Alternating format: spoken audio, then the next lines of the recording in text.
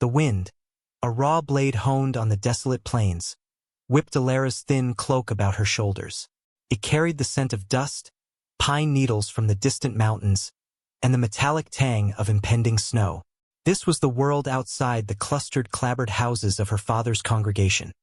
A world she knew only through sound, touch, and scent, but one that now swallowed her whole. Her father, the man whose voice had been her anchor in the perpetual night, had declared her a burden, a sign of God's displeasure made manifest after her mother's fever took both her sight and her parents' tolerance. The village elders, their voices a chorus of sanctimonious agreement, had offered no dissent. Cast out. The words themselves were cold stones in her gut. She stumbled over rutted ground, her worn boots ill-suited for the trek, her hand outstretched, finding only empty air.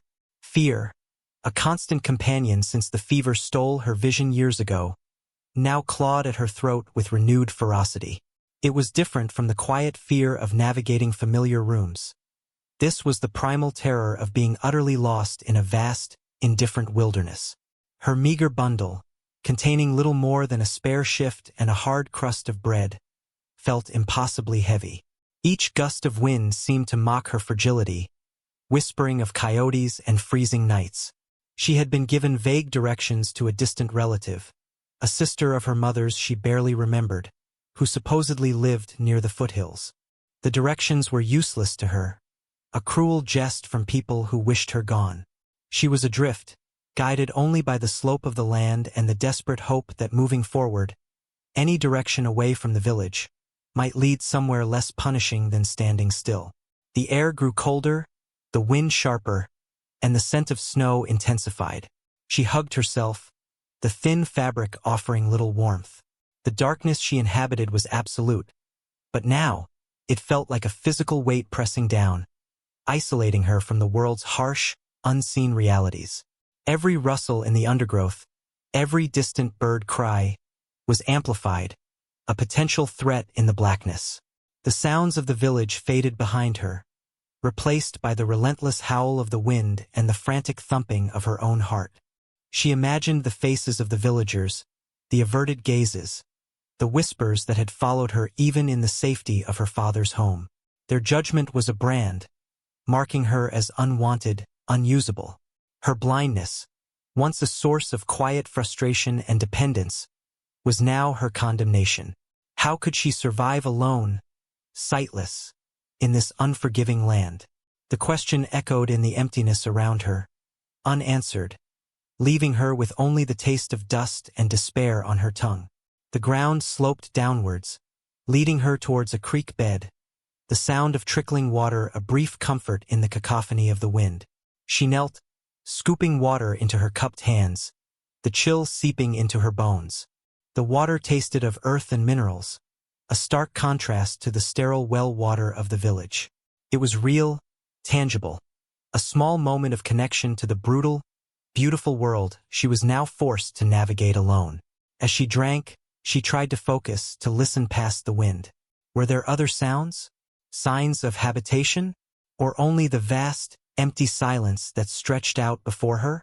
The creek offered a path, albeit a rough one, leading generally towards where she believed the foothills lay.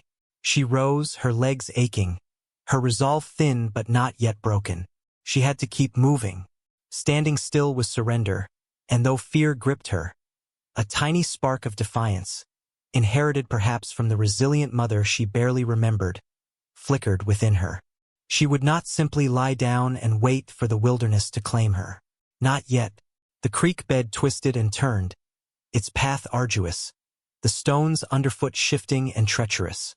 Alara moved slowly, one careful step after another, her hands extended, brushing against cold rock faces and thorny bushes.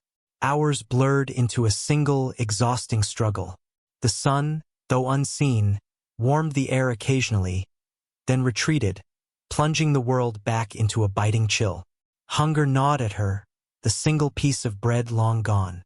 Thirst returned, but the creek had dwindled, becoming a muddy trickle. The sounds of the wild grew more distinct, the chatter of squirrels, the distant yip of a coyote, the rustle of unseen creatures in the dry grass. Each sound was a puzzle, a potential threat, demanding heightened attention.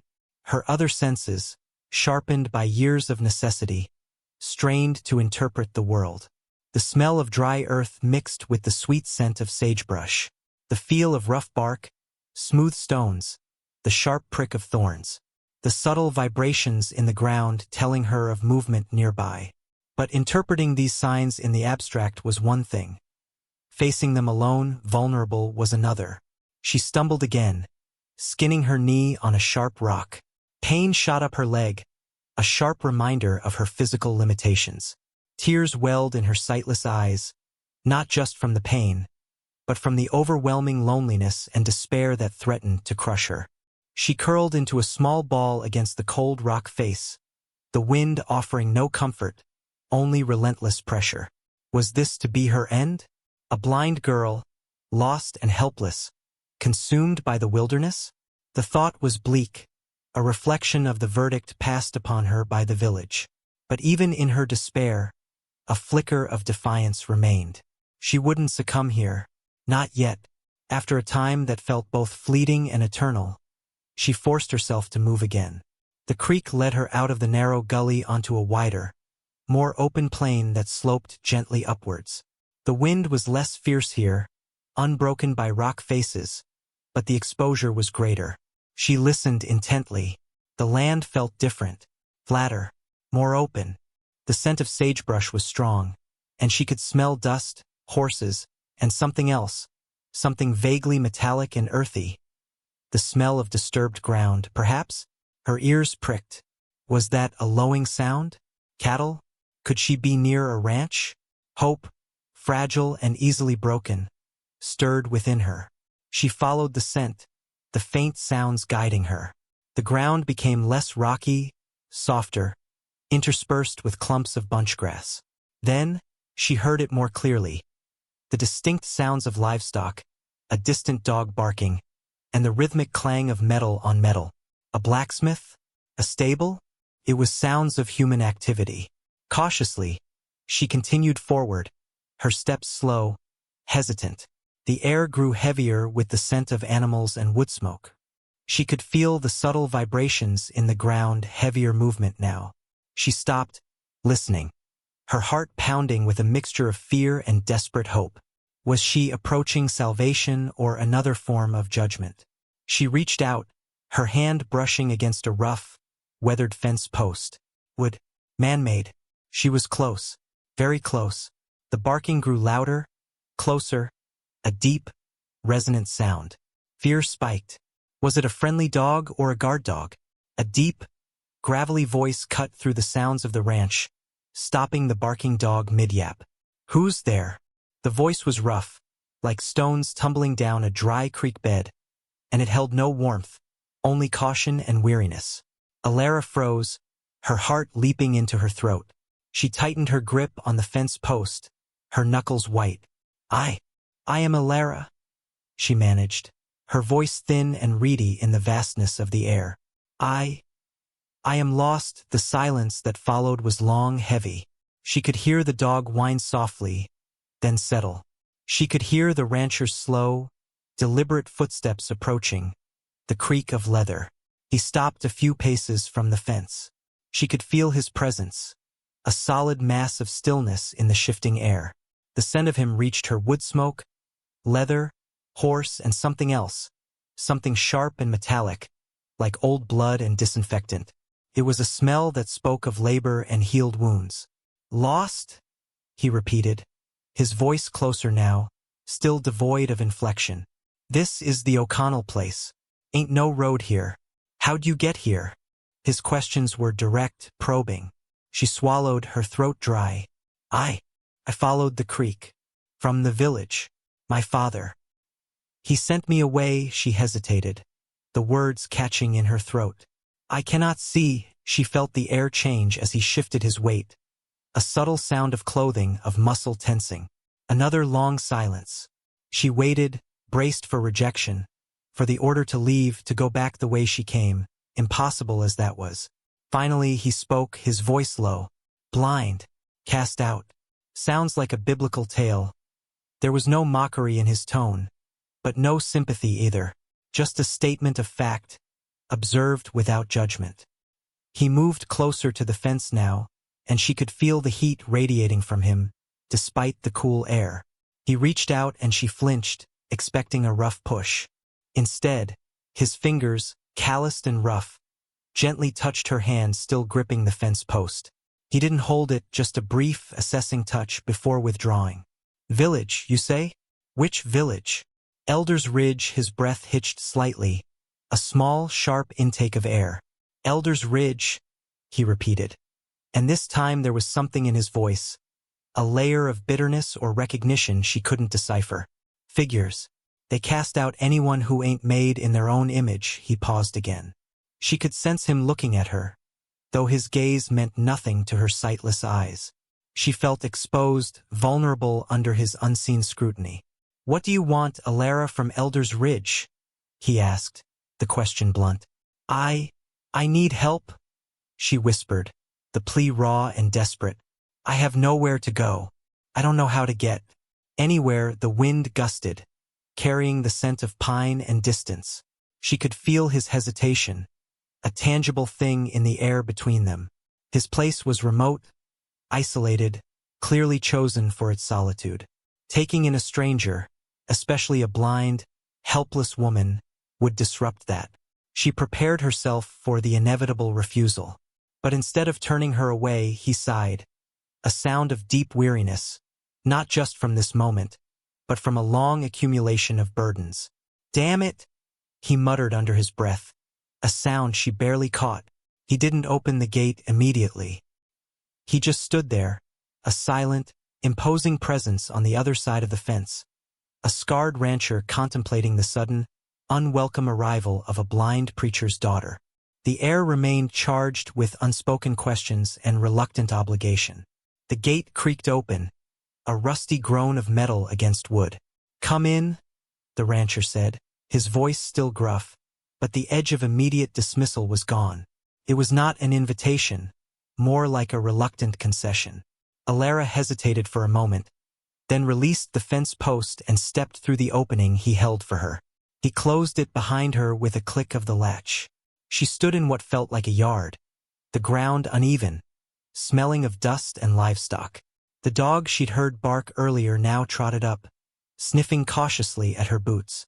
She could hear its soft whimpers and tail wagging hesitantly. It didn't seem hostile. "That's Old Man," the rancher said. "He won't hurt you." She knelt cautiously, holding out her hand. Old Man sniffed her fingers, then licked them tentatively. His fur felt rough, his body lean and muscular under her touch. A wave of simple relief washed over her. A dog, a living creature that didn't recoil from her. The rancher led her towards what she assumed was the house, his footsteps steady, guiding her implicitly by walking just ahead. She could feel the subtle shift in the ground underfoot, from rough dirt to packed earth, then the slight rise of steps onto a wooden porch. He opened a door, and the air changed again, becoming warmer, carrying the scent of wood smoke, old leather, and cooking grease. He ushered her inside. "Sit down," he said, his voice indicating a chair. Her hand found the back of a wooden chair, rough and sturdy. She sat gratefully, her legs trembling with exhaustion. The silence stretched again, filled only by the crackling of a fire somewhere nearby, an Old Man settling with a sigh at her feet. She tried to piece together the space from the sounds and smells. A single room, probably. A fireplace. A table. Not much else, based on the lack of echoes and the distinct scents clustered in one area. It felt sparse, functional, like the man himself. He moved around the room with quiet efficiency, pouring water, she assumed, from the sound of the pump handle, then the clink of a tin cup being placed on the table beside her. "Here," he said. "Drink." She reached out, her fingers finding the cool metal cup. The water was fresh, cold, tasting of the deep earth. She drank it down greedily. The rancher sat down somewhere across from her, his chair scraping against the floorboards. The silence returned, but it was different from the silence outside. It was contained, watchful. She could feel his gaze on her, heavy and assessing. What did he see? A helpless burden? The mark of shame from Elder's Ridge? She felt the urge to explain, to justify her presence. But the words wouldn't come. What was there to say? My father cast me out because I am blind. Because he saw my lack of sight as a flaw, a sin he couldn't abide. The truth was too painful, too humiliating, to articulate to this stranger. He cleared his throat. You got a name, girl? He asked. Alara, she repeated. Alara Harper. Harper, he mused. Don't know the name. Preacher's family? She nodded, her throat tight. My father is Preacher Silas Harper. Another small sound from him. A sort of low hum that might have been acknowledgement or something else. She could tell he was observing her closely, taking in her worn clothes, her hesitant movements, the blankness of her eyes turned towards the sound of his voice. She wondered about his scars. Were they visible? Did they make him seem monstrous to others? He hadn't offered his name. He was simply the rancher, or O'Connell. His anonymity felt deliberate. A shield. He stood up, moving towards the fire. She heard the clink of metal again, the smell of coffee brewing. The simple sounds of domesticity felt alien and strangely comforting after the chaos of the wilderness. Days bled into a week, and Alara's precarious existence on the O'Connell ranch settled into a routine governed by the rhythms of the isolated homestead. She was given a small, rough cot in a corner of the single-room cabin. There were no curtains, no adornments, just bare wood walls and a stone hearth that was the cabin's warm heart. Her world remained one of sound, scent, and touch, but it expanded, filled with the specific details of this new place. She learned the geography of the cabin by touch, mapping the rough-hewn walls, the placement of the table and chairs, the location of the water pail and the perpetual warmth of the hearth. Outside, guided initially by O'Connell's clipped instructions and the layout he described in sparse words, she began to learn the immediate surroundings. The distance to the outhouse, marked by the change in ground texture. The location of the small spring that fed the cabin's water supply, identifiable by the sound of trickling water and the coolness of the air around it. The layout of the corral, smelling strongly of horses and manure, its fences rough under her exploring hands. O'Connell was a man of few words. He spoke only when necessary, his instructions brief and direct. He did not ask about her past beyond the initial questions, nor did he offer details about his own life. Their interactions were functional. When to eat, where to find something, what chore needed doing, though he assigned her only the simplest tasks at first. She felt his presence constantly, the heavy tread of his boots, the scent of him, the vibrations in the floor when he moved. She knew when he was near the table, when he stood by the fire, when he was outside with the horses. His silence was not empty. It was filled with a watchful intensity. He observed her constantly. She could feel it. Observing her helplessness, perhaps, or waiting for her to prove the judgment of Elder's Ridge correct. But she was determined not to. She washed the dishes after their simple meals, navigating the tin plates and cups by feel. She swept the cabin floor, listening for the gritty sound of dirt under the broom. She learned to feed Old Man, the dog's eager presence a small comfort. These were small, insignificant tasks, but they were tasks, a way to contribute, to prove she was not simply a burden. She spent hours by the hearth, the warmth of balm against the chill and the constant anxiety. The fire's crackle and pop were a sort of company. Sometimes, O'Connell would be across the room, working on leather tack or cleaning a rifle, the sounds of his labor filling the silence. She couldn't see his face, his scars, but she built an image of him in her mind from the sounds he made, the scent of him, the texture of the few things she touched that belonged to him, his rough woolen blanket, the smooth, worn handle of his coffee cup. He was a man shaped by hardship, solitary and self-reliant. His scars, unseen, were a physical manifestation of the isolation that also seemed to define him. She wondered how he had come to be so alone, so guarded. Like her, he was an outcast, though his exile was likely self-imposed or the result of past conflict, unlike her own, which was thrust upon her because of something she could not change. The shared state of being outside society's bounds created a fragile, unspoken connection, a foundation laid not with words, but with silence and shared space.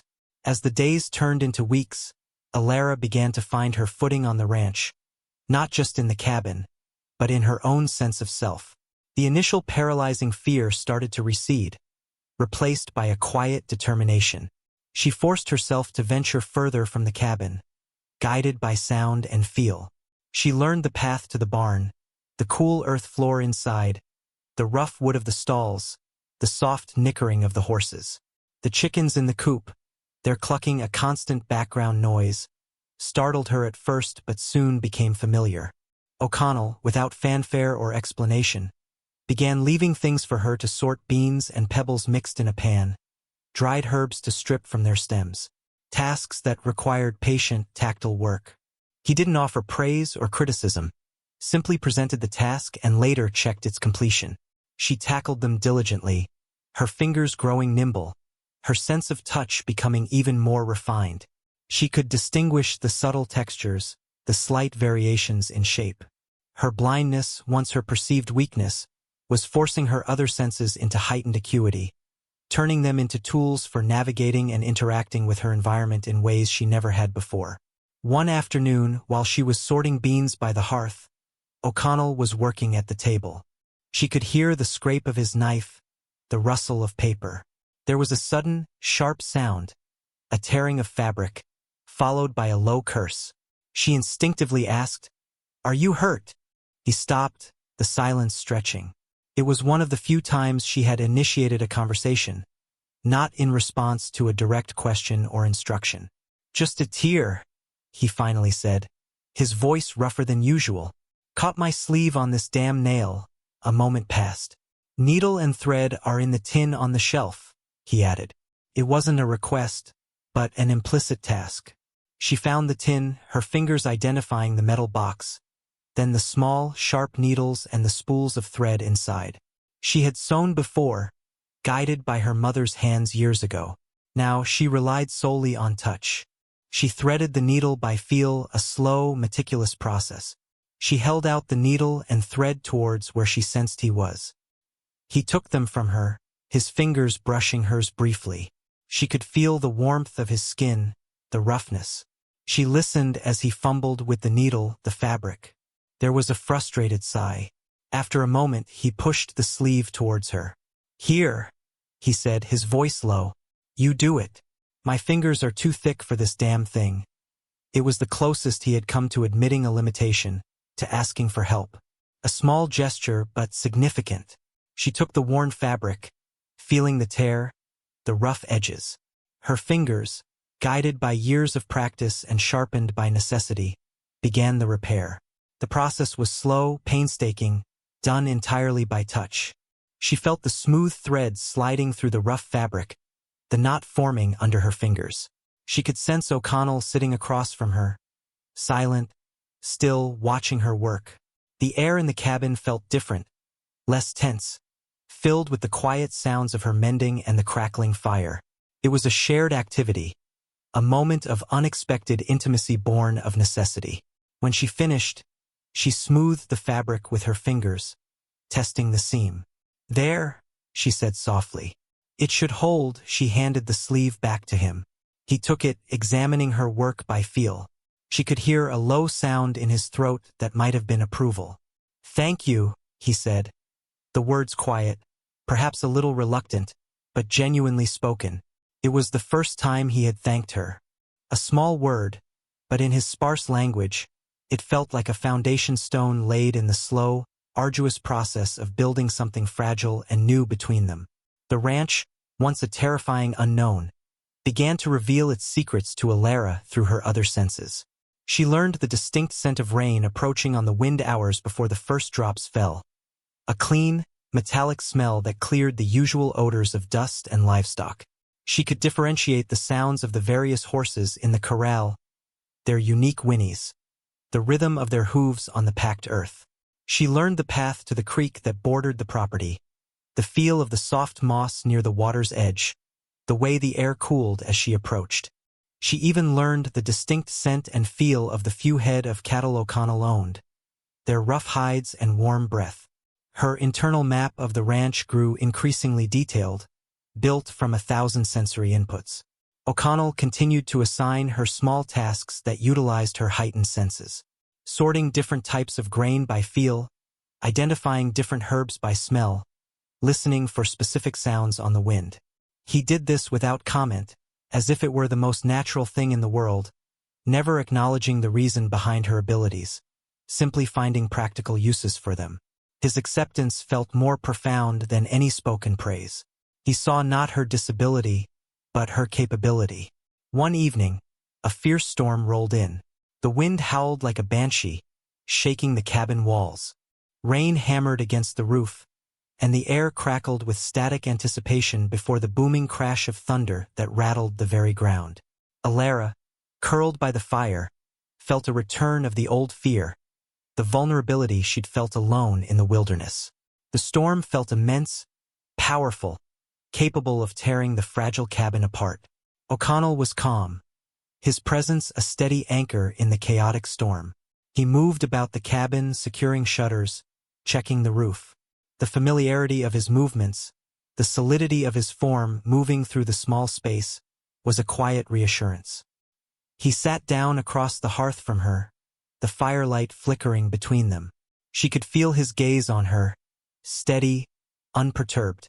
"Loud one tonight," he said, his voice low, almost conversational, cutting through the roar of the storm outside.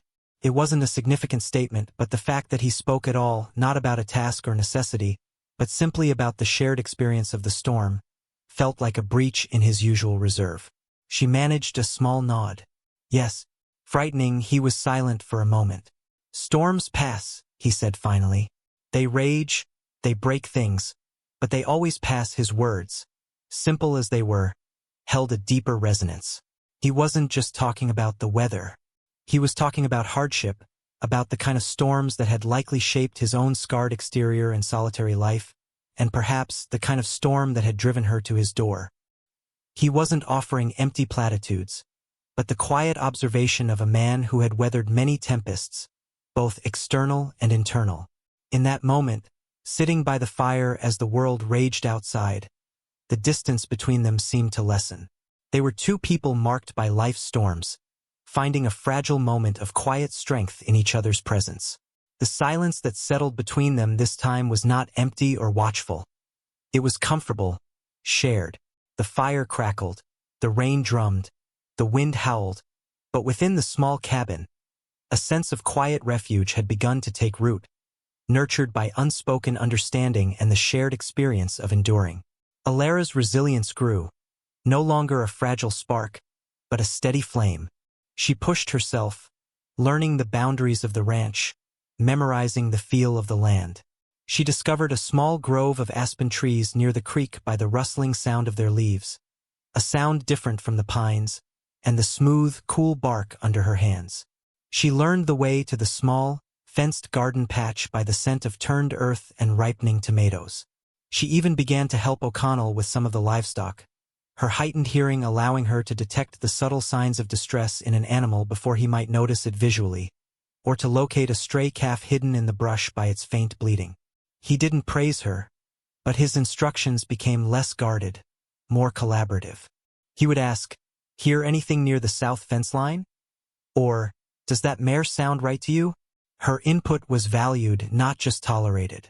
This was the most profound validation she had received since arriving, the acknowledgement that her unique way of perceiving the world held practical worth. Her internal monologue shifted. The constant loop of fear and despair was replaced by practical thoughts about the day's tasks, observations about the sounds and smells around her, and a growing, quiet curiosity about the man she lived with. She wondered about the origin of his scars, the life he had lived before this isolated existence. She sensed a deep well of pain and loss in him, hidden beneath his stoic exterior. There was a vulnerability in his silence, just as her own past vulnerability had been tied to her inability to see. They were two halves of a coin, both marked, both living on the fringes. One afternoon, while O'Connell was mending a section of fence further out on the property, she ventured to the barn alone to feed the horses. As she approached the stalls, she heard a new sound, a low, unfamiliar growl. old man, who usually accompanied her, was asleep by the cabin. Fear, cold and sharp, pierced through her newfound confidence. The growl came again, closer this time, accompanied by the shifting weight of a large animal just inside the barn entrance. It wasn't one of the horses. It was a predator. A mountain lion, perhaps? Her mind raced. She was trapped between the cabin and the barn, exposed. The growl deepened, followed by a warning hiss. It was close, too close. She backed away slowly, her hand finding the rough wood of the barn wall, her senses screaming danger. She could smell the wild animal now, musky, predatory. Every instinct screamed for her to run, but she didn't know where to run, what obstacles lay between her and safety. The sounds of the ranch felt suddenly distant, the vastness of the wilderness pressing in once more. She stood frozen, listening to the predator's movements, its low, guttural sounds, waiting for it to make its move. The predatory growl intensified, a vibrating rumble that seemed to shake the air around her. Alara stood rooted to the spot, her heart hammering against her ribs. Every heightened sense was focused on the sound of the animal just feet away. She could hear its heavy breathing, the soft pad of its paws on the barn floor as it circled, assessing her. It was playing with her, a cruel game before the final pounce. Her mind, despite the terror, began to work, drawing on her knowledge of the barn, the sounds of the ranch. O'Connell was too far away to hear her if she screamed. Her only hope was to use her knowledge of the space to her advantage. She remembered the location of the stalls, the narrow passage between them. If she could get inside one, she might have a chance. The animal shifted, its growl deepening. It was closer now. She could feel the vibration through the ground. She took a single, slow step backwards, her hands still on the barn wall, using it as a guide. Another step. The air felt thick, charged with danger. She could smell the rank odor of the predator more strongly now. It moved again, a quick, fluid motion. She heard a slight scrape of claws on wood. It was right at the entrance now. She couldn't make it past it to the safety of the open yard. Her only path was deeper into the barn. With a sudden surge of adrenaline, she turned and bolted into the darkness of the barn, her hand leaving the wall, relying solely on her internal map. The growl turned into a roar of surprise and anger. She heard the animal leap, landing with a heavy thud behind her. It was coming. She needed cover, fast. She knew the first stall was just ahead and to her left. She sprinted towards the sound of the horses, who were now snorting and shifting nervously in their stalls, sensing the predator's presence. The predator was fast, its heavy breathing and the scrape of its claws on the floor echoing her own frantic footsteps. She lunged towards where she estimated the stall opening to be, her hands outstretched, finding only empty air for a terrifying second. Then her fingers brushed against the rough wood of the stall door. She fumbled for the latch, her hands shaking uncontrollably. The predator roared again, closer, right behind her. She could feel the heat of its body, smell its foul breath. Her fingers found the latch, a simple hook. She wrenched it open and scrambled inside the stall, crowding against the frightened horse within. She slammed the door shut behind her just as the predator reached the entrance. It hit the sturdy wood with a frustrated snarl, shaking the entire stall. The horse inside whinnied in terror, pressing against her. She huddled in the corner of the stall, listening as the predator paced back and forth outside, its heavy body brushing against the wood, its growls and snarls filling the small space. She could hear it clawing at the wood, testing the strength of the door. It was a mountain lion, its sounds unmistakable. She was trapped, but for the moment, she was safe. She stayed there, heart pounding, listening to the frustrated rage of the predator just outside her fragile wooden barrier. The horse, sensing her own fear, gradually calmed slightly, shifting its weight but no longer pressing against her with panic. The standoff in the barn felt like an eternity. The mountain lion continued to snarl and claw at the stall door for a time, its frustration palpable. Alara remained huddled in the corner, listening intently, ready to move if the door gave way. But the stall was sturdy, built to contain powerful horses, and it held. Slowly, the predator's sounds changed. The frantic clawing stopped, replaced by frustrated pacing. Then, the pacing moved away from her stall, towards the barn entrance.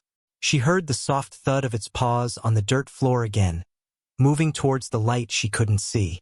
Was it leaving, or just positioning itself elsewhere? She held her breath, straining her ears. She heard it pause at the entrance, a low growl rumbling in its chest. Then silence. Complete and utter silence. Had it left? She couldn't be sure. The silence was as terrifying as the noise. She remained in the stall, not daring to move, listening. Then, she heard a new sound, distant at first, but growing steadily closer, the rhythmic thud of O'Connell's horse, moving at a fast pace. He was coming back. The mountain lion, if it was still there, would sense his approach. She heard Old Man barking now, further out, confirming O'Connell's return. The mountain lion, alerted by the sounds, let out a final, frustrated roar, and then, with a burst of speed, she heard it crash through the brush outside the barn and disappear. It was gone. Relief washed over Alara, so powerful it left her weak. She stayed in the stall for another moment, her body trembling, before slowly pushing herself to her feet. She fumbled for the latch, opened the door, and stepped out into the barn. The air felt different now, still carrying a faint, lingering scent of predator, but the immediate threat was gone. She heard O'Connell dismount outside, his boots hitting the ground. "Alara!" he called, his voice sharp with urgency, something she had never heard in his tone before. He must have seen the mountain lion, or signs of it near the barn. "In here!" she called back, her voice shaky. He strode into the barn, his footsteps quick and heavy. He stopped when he reached her, and she could feel his presence close, radiating a mixture of concern and residual tension. He didn't ask questions immediately. He simply reached out, and his rough hand gently grasped her arm, his touch firm and reassuring. "Are you all right?" he asked, his voice low, searching. She nodded, unable to speak for a moment. "Yes," she finally managed. It was in here. I hid in the stall." He was silent for a beat, his grip on her arm tightening slightly. She could sense him looking around the barn, assessing the situation. He didn't make light of her fear or her blindness. He simply accepted the reality of the danger she had faced and her actions to survive it. He squeezed her arm gently. "You did good," he said, the praise quiet and sincere. It was the first time he had ever offered direct praise. In that moment, standing together in the dim barn after facing a shared threat, though she faced it alone before his arrival, the bond between them solidified. It wasn't just about survival or necessity anymore. It was about mutual respect, about recognizing strength in unexpected places, about finding safety not just in a physical refuge, but in the presence of another person who saw you, truly saw you, even if he didn't use his eyes to do it and she couldn't use hers. The mountain lion attack, though terrifying, served as a strange catalyst. The unspoken tension between Alara and O'Connell shifted, replaced by a deeper, more comfortable understanding. He stopped assigning her tasks and began working alongside her, their movements in the cabin and around the ranch falling into a natural rhythm. He would describe what he was doing, explaining the process of mending a saddle or sharpening a tool, not as instruction but as simple communication. She, in turn, would share her observations, the particular way the wind sounded before a cold front, the subtle scent of budding wildflowers in the spring, the exact location of a misplaced tool she'd heard him put down. Their conversations, though still sparse compared to most people, became more frequent, more personal. He asked about her life in Elder's Ridge, not with pity, but with quiet curiosity. She spoke of her father, her mother before she fell ill, the suffocating world of the village. She didn't dwell on the casting out. It was a fact of her past, acknowledged but not dissected. She sensed that he, too, had a past he didn't discuss, held close like a guarded wound.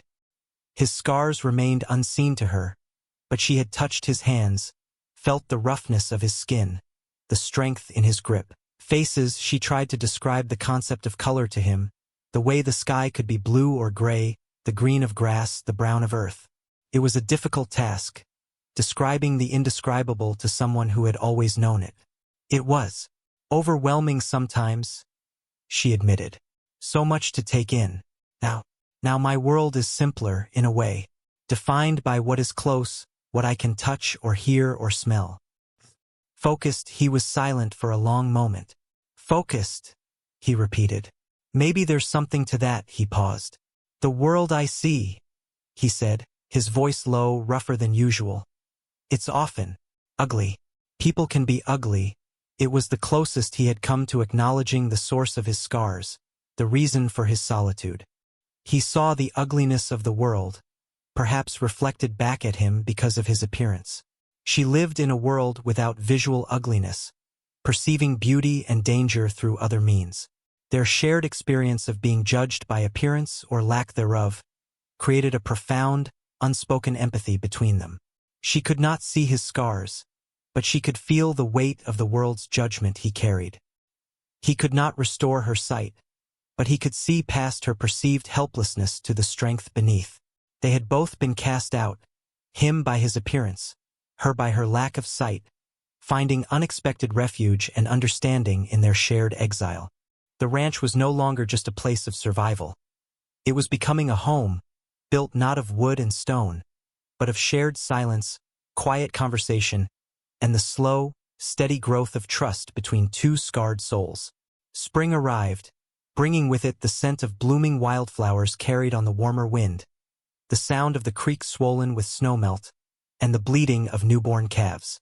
Alara's world was alive with new sounds and smells.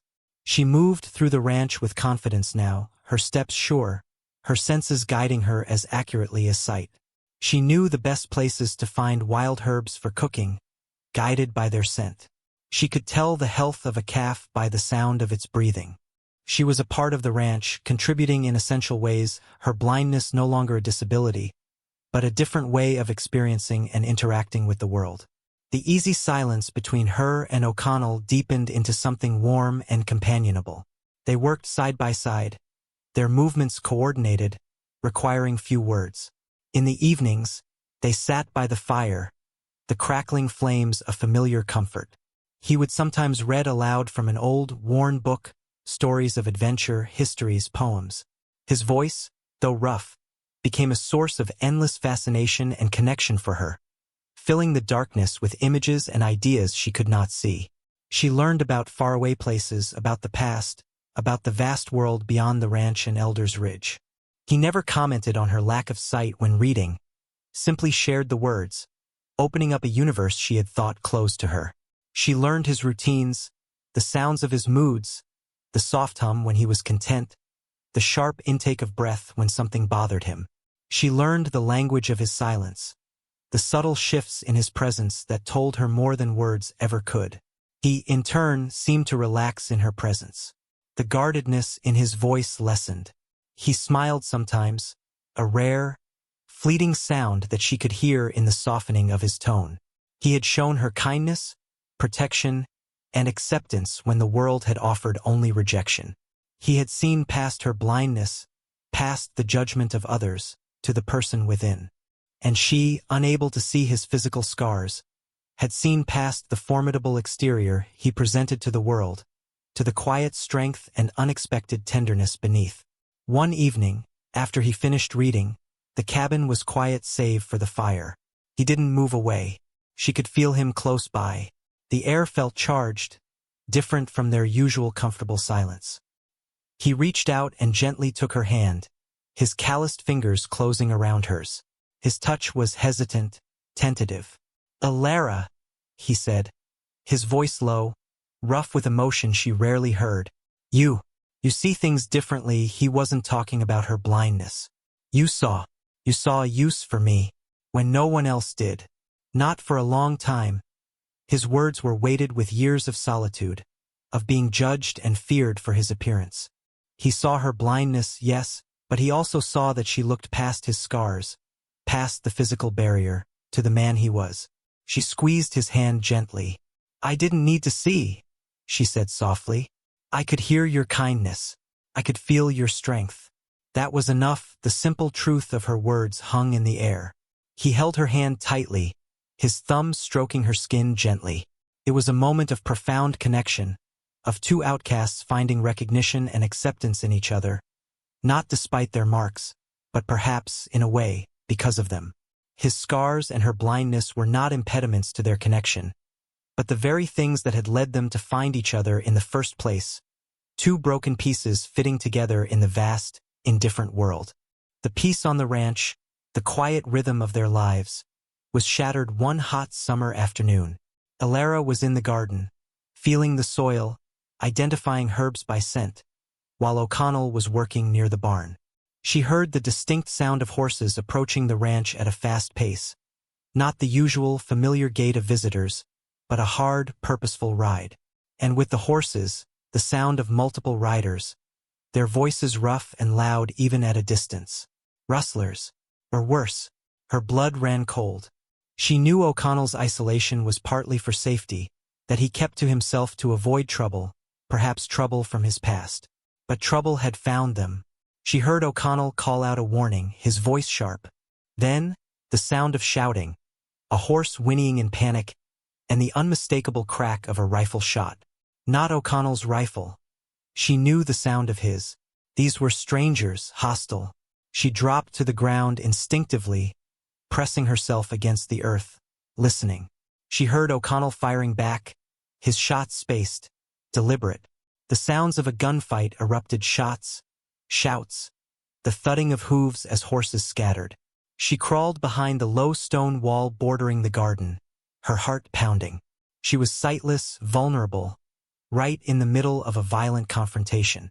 She could hear sounds of movement nearby, footsteps, closer than the main exchange of gunfire. Someone was flanking O'Connell. She strained her ears, trying to pinpoint the location, to understand what was happening. She heard O'Connell shout, a sound of pain, quickly suppressed. Fear, sharp and absolute, ripped through her. He was hurt. She couldn't see, couldn't fight, but perhaps she could help in another way. She knew the ranch layout by sound. She knew the sounds the rustlers' horses had made when they arrived, knew where they had likely left them. She listened to the sounds of the fight, trying to discern the number of attackers, their positions relative to O'Connell. Sounded like 3 or 4. O'Connell was outnumbered, and possibly injured. The sounds of the fight seemed to be moving towards the barn. She heard splintering wood, a muffled cry. They were trying to corner him. She had to do something. Relying on her internal map, she crawled away from the garden wall, moving towards where she had heard the rustlers approach, towards the sound of their horses. It was a desperate gamble, exposing herself, but she couldn't just hide while O'Connell fought, possibly died. She heard more shots, closer now. O'Connell was defending the barn. Elara crawled on hands and knees through the dust and dry grass, her heightened hearing focusing solely on the sounds of the rustlers' horses, straining to hear past the din of the gunfight near the barn. She estimated they had tied their horses near the cluster of cottonwood trees by the dry creek bed, a spot offering cover. The sounds of the gunfight were fierce now, concentrated around the barn. She could hear O'Connell's rifle, slower now, perhaps due to his injury, and the more rapid, haphazard firing of the attackers. She heard shouting, threats. Time seemed to stretch and contract. The ground was rough under her hands, the air hot and dry, smelling of dust, gunpowder, and the faint metallic tang of blood. She reached the cluster of trees, guided by the sound of leaves rustling in the slight breeze and the scent of cottonwood bark. She paused, listening intently.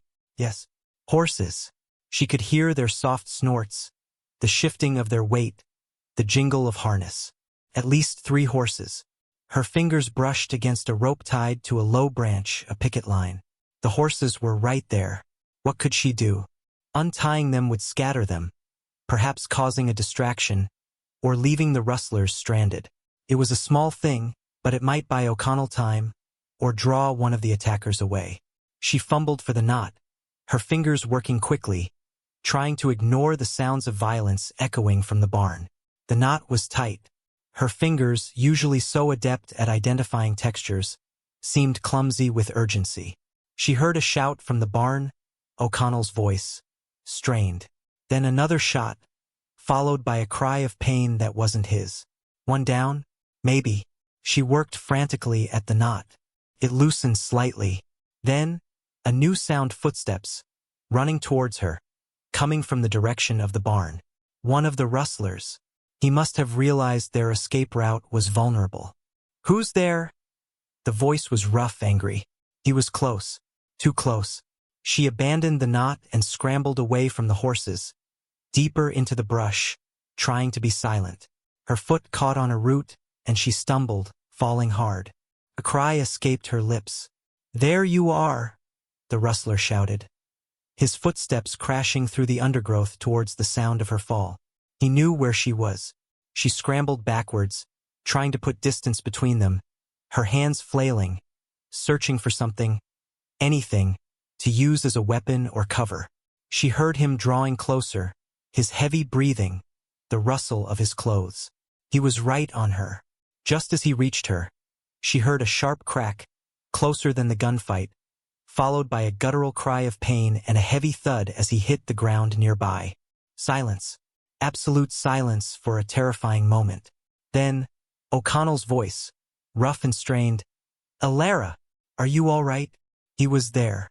He had followed the rustler, or perhaps anticipated his move. She pushed herself up, trembling, and called out, "Yes, I'm here." She heard him move towards her, his footsteps slow, heavy. He stopped beside her, and she could feel his presence, radiating exhaustion and pain. "Damn fool thing to do," he muttered, but there was no anger in his voice, only weary concern. He reached out and pulled her gently to her feet. His hand on her arm was sticky. Blood. He was bleeding. "You untied the horses?" he asked. "Tried to," she admitted. The knot was too tight. He gave a short, rough laugh that ended in a wince. "Figured that'd be their backup." Smart, he held her arm, steadying himself. She could hear the sounds of the other rustlers retreating now, shouting, the sounds of their remaining horses galloping away in the distance. The threat was gone, but O'Connell was hurt. The aftermath of the gunfight was a blur of urgent sounds and smells. The coppery scent of blood was strong around O'Connell. His breathing was ragged. She could hear him biting back sounds of pain as he moved. "Back to the cabin," he ordered, his voice weak but firm. He leaned heavily on her as they moved, his weight significant. She guided him, her hand finding the familiar path back, navigating the uneven ground slowly. Old Man whined anxiously around their feet.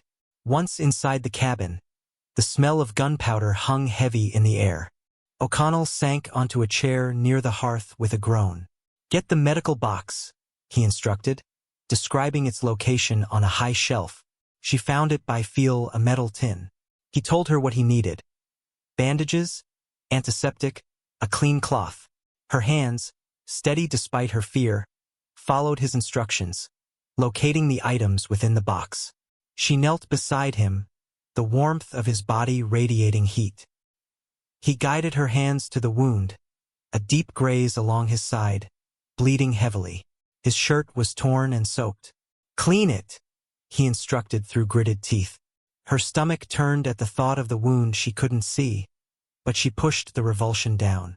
She dipped the cloth in water he'd managed to get from the pail and gently cleaned the area around the wound, feeling the torn flesh, the sticky blood. He flinched but remained still.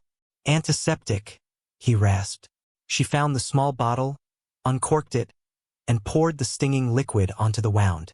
He let out a sharp hiss of pain. "Now bandage it. Wrap it tight." Her fingers worked meticulously, guided by his pained instructions, wrapping the clean bandages around his torso. The task was gruesome, terrifying, but she focused, relying on her sense of touch, his ragged breathing, the tremor in his body to know what to do. When she finished, the bandages were clean, the bleeding slowed. He leaned back in the chair, exhausted, his face pale beneath the grime she couldn't see. "Thank you, Alara," he said, the words barely a whisper. You saved my skin out there. Drawing that one off. Stupid. But it worked." He reached out and found her hand, holding it again. This time, his grip was less about steadying himself, more about connection. "You were brave," he said. Brave. The word felt alien. She had only felt terror. But she had acted despite the terror. I had to try," she whispered. He held her hand for a long time, the silence in the cabin filled with his labored breathing and the beating of their hearts. The danger had passed, but the shared vulnerability, the reliance on each other, had forged something stronger between them than words could express. He had protected her, and she, in her own way, had protected him.